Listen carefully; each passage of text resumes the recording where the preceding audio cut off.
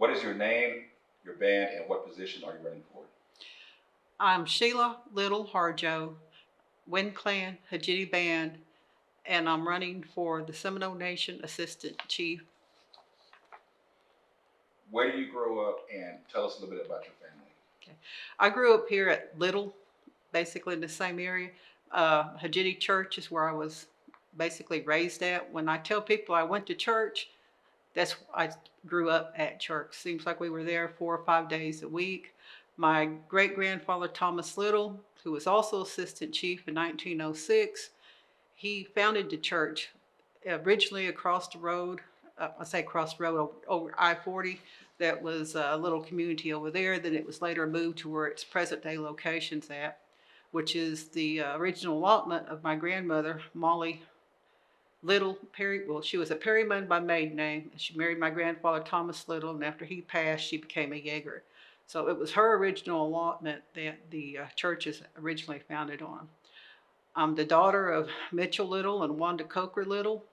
My father was a general council member back in the early 70s. I'm one of 4 children. I have 2 sisters and 2 brothers. So I guess that's 5 of us. But anyway, my great-grandmother was Molly Yeager, as I said. My maternal grandmother was Alice Miller. She was married to my grandpa Bud Little, who also became a preacher at Hajiti Church. So that's where home is at. Hajiti Church, I grew up about, as the crow flies, about a half a mile east of there, which is also the original family allotment that belonged to my grandfather Bud Little. On the maternal side, I said it was my grandmother Alice Miller, and a big person that I look up to more was her brother, Pete Miller. He was a traditional healer, and he taught me. He'd come get me when I was a little girl. I'd climb the trees, and I'd do all sorts of stuff for him. I'm married. My husband is Leonard Harjo. He's Panther Clan, Tuskegee Harjo Band, former principal chief. We have 4 children, 8 grandchildren, 2 great-grandchildren as of February this year. I went to school at Strother, which is also in the little community. And from there, I went to Texas and graduated high school in Liberty, Texas. Can you tell me about your education and your experience? Okay. As I said, I grew up here at Strother. I actually went to Gordon Cooper Votech, and I majored in, got certified in welding.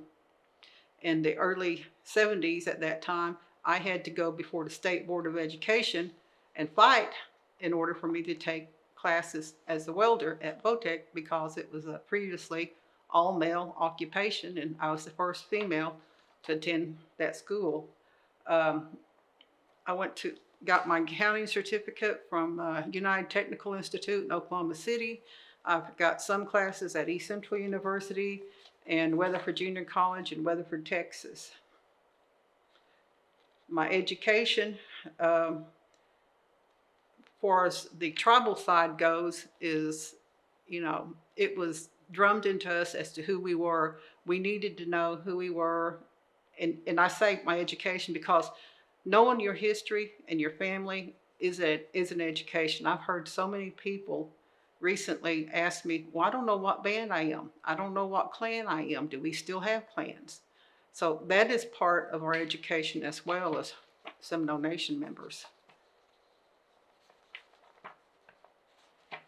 What compelled you to become a candidate for this position? As I told you earlier, I had to fight to become a welder.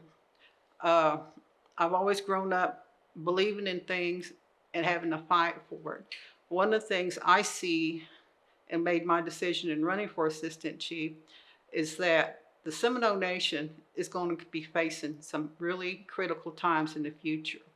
With the current administration in Washington, D.C. now, we have taken a step backwards 100 years to Andrew Jackson's time. I'm seeing things that Andrew Jackson and his cronies did happening now. And with the stroke of a pen, we could be wiped out of Seminole Nation. You know, earlier I said my grandfather, Thomas Little, was assistant chief in 1906.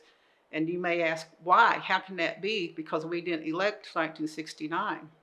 But part of our history and our education that needs to be taught is that the Seminole Nation never quit. We always met, elected our leaders, our council met. We carried on our own government, even without the approval of the federal government. And whether they recognized us or not, we did it. Technically, many of you know that we're still at war with the United States. You know, a few years ago, we was likened to Al Qaeda because we were still at war. And I'm proud of that history because we have fought to be who we are and what we're doing.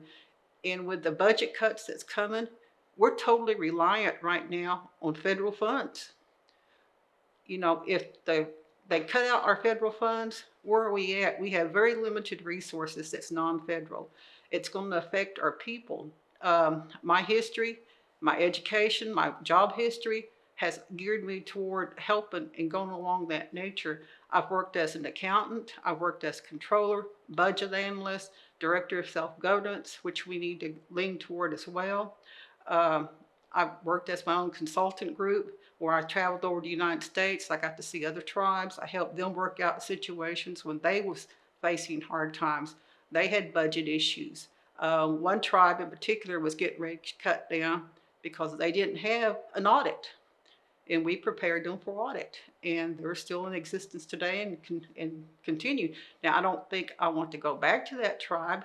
It's in Wyoming, but you know, we were able to help, and you know, strategic planning. The Chukchansies in California, we built them a strategic plan, and that they're using to this day. I did my education in accounting. I did software training all over the United States tribes. There was a particular brand of fund accounting software that the Seminole Nation had, and I became proficient in that. And the other tribes that used it, I was able to go and train their staff at a time. You know, as controller for the Seminole Nation, I was their very first budget officer. I held a dual position because it was only a part-time job. I helped write the finance code, the financial management handbook. So I know what needs to be done. As compliance officer for Chickasaw Nation, assistant finance director, Chickasaw Nation, when I worked there, Chickasaws did not have what they have now. And it's all resorts back to your financial situation. We've got to be able to succeed financially. We've got to be able to grow and not be so reliant on federal funds. And I feel my experience will help lead the Seminole Nation in that direction. Should we go back to Andrew Jackson timeframe? Because that's what I see happening. We want to be able to succeed. We want to be here for our next generation.